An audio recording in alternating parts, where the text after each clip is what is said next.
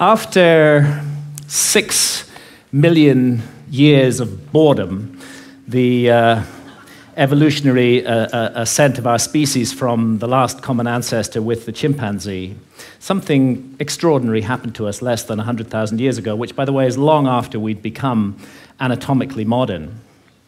It was a kind of emergence into consciousness less than 100,000 years ago, really less than 40,000 years ago, when we became fully symbolic creatures.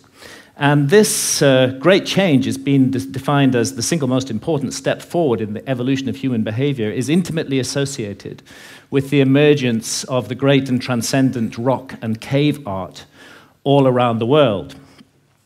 And over the last 30 years, researchers led by Professor David Lewis Williams at the University of Witwatersrand in South Africa and many others have suggested an intriguing and radical possibility, which is that this emergence into consciousness was triggered by our ancestors' encounters with visionary plants and the beginning of shamanism. If you analyze the cave art, there's not time to go into the details here, but there are so many details that make it clear that this was an art of altered states of consciousness, of visions, that plants like the Amanita muscaria mushroom or psilocybin mushrooms appear to have been directly connected with this sudden and radical change. So to investigate this possibility, when I got interested in this mystery, I went down to the Amazon, where there are still surviving shamanistic cultures today, and where they drink the powerful visionary brew, ayahuasca, of which the active ingredient is dimethyltryptamine, DMT, which is actually closely related at the molecular level to psilocybin. Now, normally, DMT cannot be activated orally. When we encounter it in the West, it's generally smoked. There's an enzyme in our stomachs called monoamine oxidase, which switches off DMT on contact.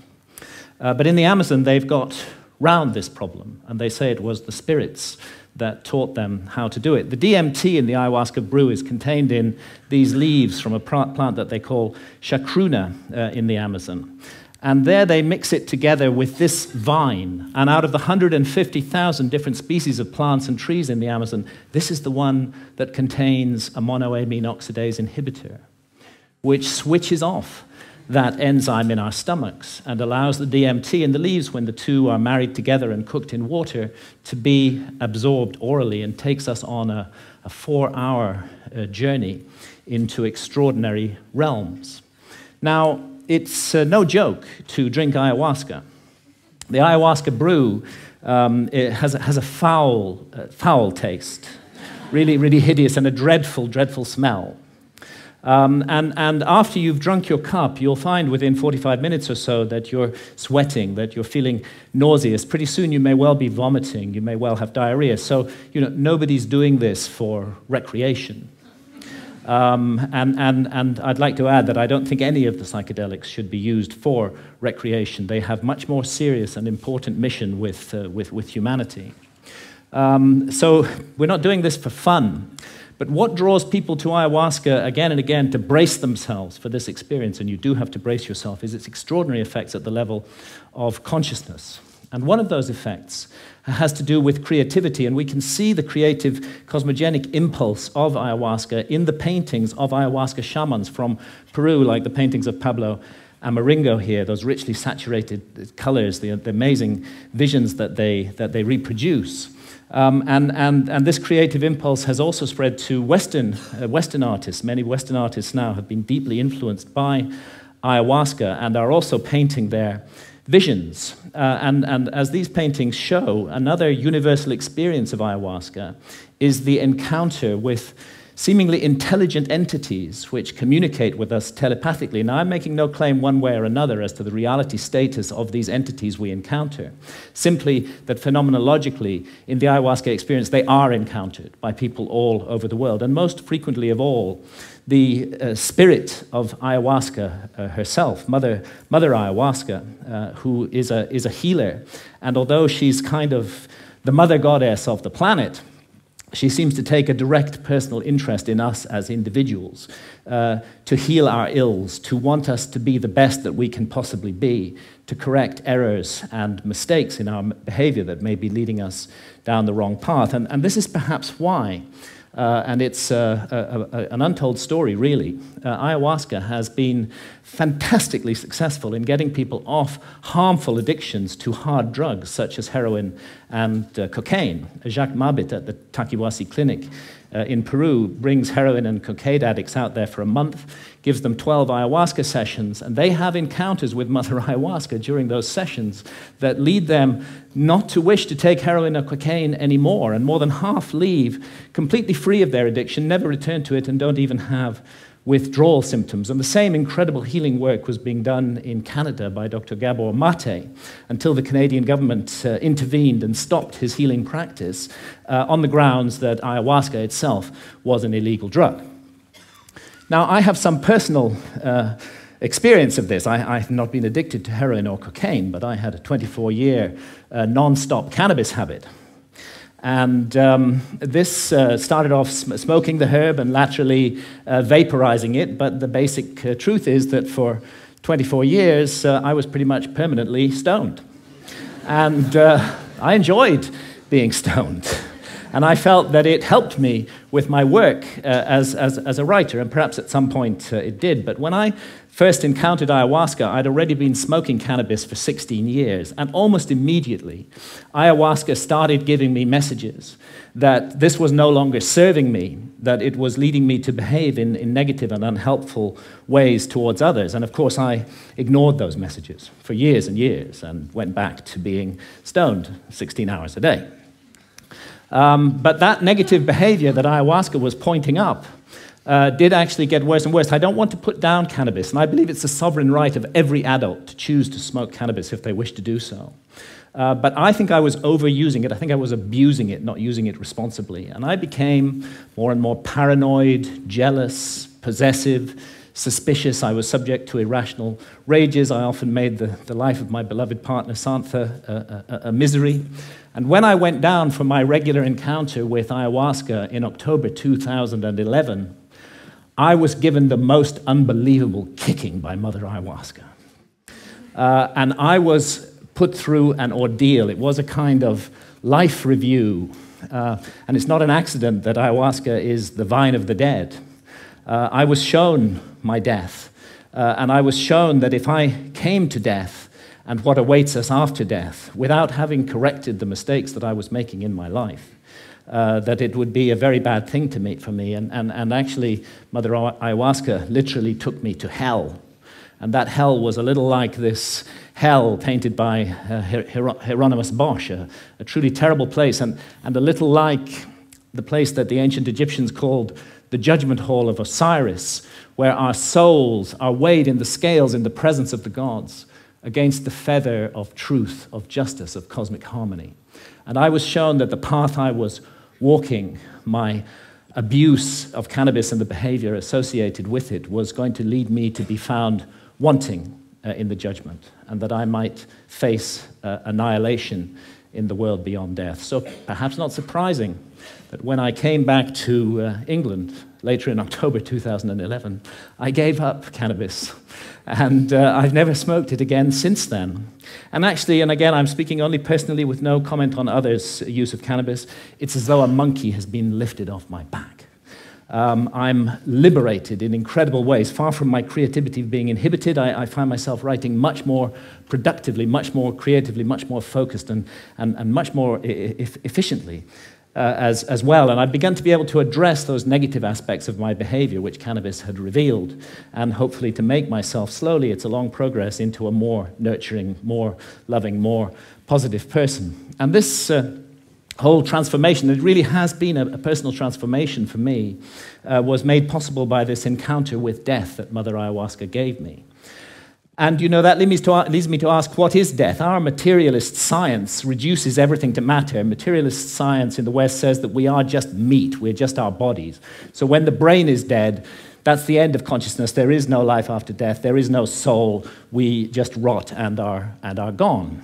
But actually, many honest scientists should admit that consciousness is the greatest mystery of science, and that we don't know exactly how it works. The brain's involved in it in some way, but we're not sure how. Could be that the brain generates consciousness the way a generator makes electricity. If you hold to that paradigm, then of course you can't believe in life after death. When the generator's broken, consciousness is gone. But it's equally possible that the relationship, and nothing in neuroscience rules it out, that the relationship is more like the relationship of the TV signal to the TV set. And in that case, when the TV set is broken, of course, the TV signal continues. And this is the paradigm of all spiritual traditions, that we are immortal souls, temporarily incarnated in these physical forms to learn and to grow and to develop. And really, if we want to know about this mystery, the last people we should ask are materialist reductionist scientists. They have nothing to say on the matter at all. Let's go rather to the ancient Egyptians, who put their best minds to work for 3,000 years on the problem of death, and on the problem of how we should live our lives to prepare for what we will confront after death. And the ancient Egyptians expressed their ideas in transcendent art, which still touches us emotionally today, and they came to certain very specific conclusions, that the soul does survive death, and that we will be held accountable for every thought, every action, every deed that we have lived through in our lives. So we better take this precious opportunity to be born in a human body seriously and make the most of it. And in these inquiries into the mystery of death, the ancient Egyptians weren't just exercising their imaginations. They highly valued dream states, and it's now known that they used visionary plants like the hallucinogenic blue water lily. And it's interesting that the ancient Egyptian tree of life has recently been identified as the Acacia nilotica, which contains high quantities of DMT, dimethyltryptamine, the same active ingredient that we find in ayahuasca. Now, it's difficult to imagine a society more different from the society of ancient Egypt than our society today. We hate visionary states in this society. In our society, if we want to insult somebody, we call them a dreamer. In ancient societies, that was praise. And we have erected huge apparatuses of armed bureaucracies who will invade our privacy, who will break down our doors, who will arrest us, who will send us to prison, sometimes for years, for possessing even small quantities of psilocybin or substances like DMT, whether in its smokable form or in the ayahuasca brew. And yet, ironically, DMT is, we now know, a natural brain hormone. We all have it in our bodies, and it's just that its function remains unknown for lack of research. And it's not as though our society is opposed in principle to altered states of consciousness. I mean, billions are being made by the unholy alliance of psychiatrists and big pharma in overprescribing drugs to control so-called syndromes like depression or attention deficit disorder in teenagers. And we have a love affair in our society with alcohol. We glorify this most boring of drugs, despite the terrible consequences that it often has. And of course, we love our stimulants, our tea, our coffee, our energy drinks, our sugar, and huge industries are built around these substances, which are valued because of the way they alter consciousness. But what all these approved altered states of consciousness have in common is that none of them contradict or conflict with the basic state of consciousness valued by our society, which I would call the alert, problem-solving state of consciousness, which is good for the more mundane aspects of science. It's good for the prosecution of warfare. It's good for commerce. It's good for politics. But I think everybody realizes that the promise of a society over-monopolistically based upon this state of consciousness has proved hollow, and that this model is no longer working, that it's broken in every possible sense that a model can be broken, and that urgently we need to find something to replace it. The vast problems of global pollution that have resulted from the single-minded pursuit of profit, the horrors of nuclear proliferation, the specter of hunger, that millions every night go to bed starving, that we can't even solve this problem despite our alert problem-solving state of consciousness. And look what's happening in the Amazon, the lungs of our planet, this precious home of biodiversity. The old-growth rainforest being cut down and replaced with soybean farms so we can feed cattle, so that we can all eat hamburgers. Only a truly insane global state of consciousness could allow such an abomination to occur. And I did a back-of-an-envelope calculation during the Iraq War. It seems to me that 6 months' expenditure on the Iraq war would have solved the problem of the Amazon forever, would be sufficient to compensate the peoples of the Amazon so that no single tree ever needed to be cut down again to garden and look after that amazing resource. But we can't make that decision as a global community. We can spend countless billions on warfare, on hatred, on fear, on suspicion, on division, but we can't get together the collective effort to save the lungs of our planet. And this is perhaps why shamans from the Amazon are now mounting a kind of reverse missionary activity. When I've asked shamans about the sickness of the West, they say it's quite simple. You guys have severed your connection with spirit. Unless you reconnect with spirit and do so soon, you're going to bring the whole house of cards down around your heads and ours. And rightly or wrongly, they believe that ayahuasca is the remedy for that sickness. And many now are being called to the Amazon to drink ayahuasca, and ayahuasca shamans are traveling throughout the West, offering the brew, often under the radar, often at personal risk, to bring about consciousness change. And it's true that the message of ayahuasca, the universal message, is about the sacred, magical, enchanted, infinitely precious nature of life on Earth and the interdependence of material and spiritual realms. And it's impossible to work with ayahuasca for long without being deeply and profoundly affected by this message. And let's not forget that ayahuasca is not alone, that it's part of an ancient worldwide system of the targeted, careful, responsible alteration of consciousness. It's recently been shown by scholars that the kykeon used in the Eleusinian mysteries in ancient Greece was almost certainly a psychedelic brew, that the soma of the Vedas may well have been a brew based upon the Amanita muscaria mushroom. We have the DMT in the ancient Egyptian tree of life. We have the whole global cultures of surviving shamanism, and what it's all about is a state of consciousness that's designed to help us find balance, harmony. The ancient Egyptians would have called it Ma'at, with the universe, and to remain mindful that what we're here to undertake on Earth while immersed in matter is fundamentally a spiritual journey aimed at the growth and perfection of the soul, a journey that may go back to the very origins of what made us human in the first place. And I stand here invoking the hard-won right of freedom of speech to call for and demand another right to be recognized, and that is the right of adult sovereignty over consciousness.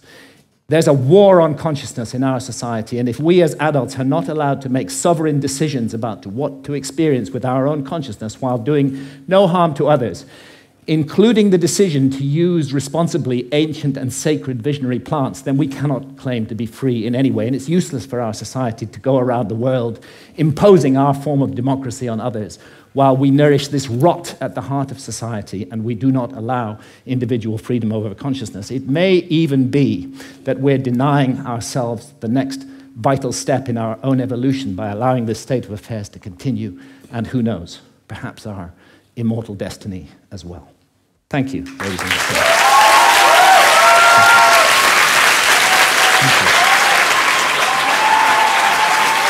Thank you. Thank you.